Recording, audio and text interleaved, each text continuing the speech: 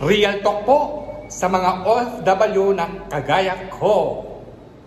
Kapag kinakapos na ang budget, ito ang kasagutan dito.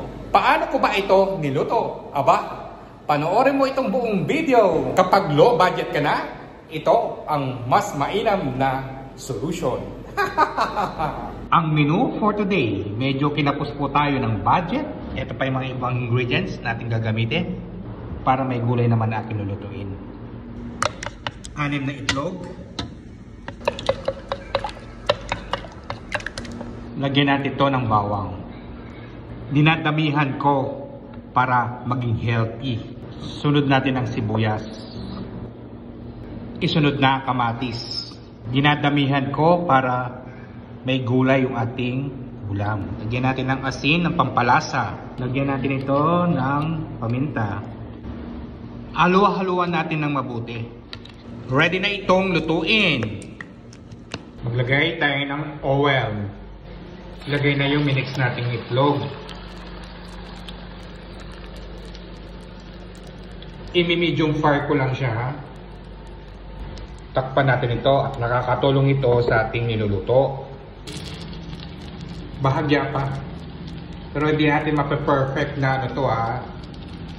Magkakaano din to, magkakalasog-lasog din to.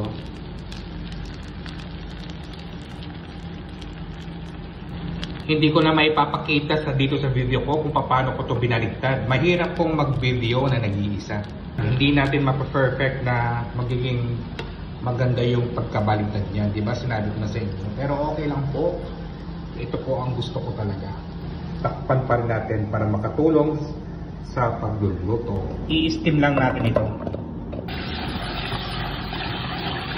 Hugas na hugas. Papakuluan lang natin sila. Sobrang bango niya. Nagutom tuloy ako. Okay na ito. At luto na ang unang ulam. Update para sa pangalawang ulam.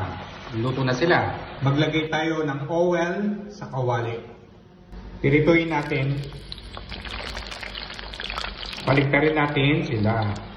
Okay lang naman, mamaya mag-brown din ang mga yan. Binaliktad ko na rin sila. Malapit na rin maluto ang unang batch nito. Ang last batch na pipirituhin. Binaliktad ko na sila. Okay na mga ito at luto na sila. Ang scrambled egg, yummy! Ang linagang okra. Ang fried eggplant, yahoo! O, di ba? Napakadaling lutuin. Ang mga ulam na ating niluto. Kain po tayo at saluhan ninyo ako. Thank you for watching. Like and share. Follow me more. And see ya! Ingat po kayo parate at enjoy lang po.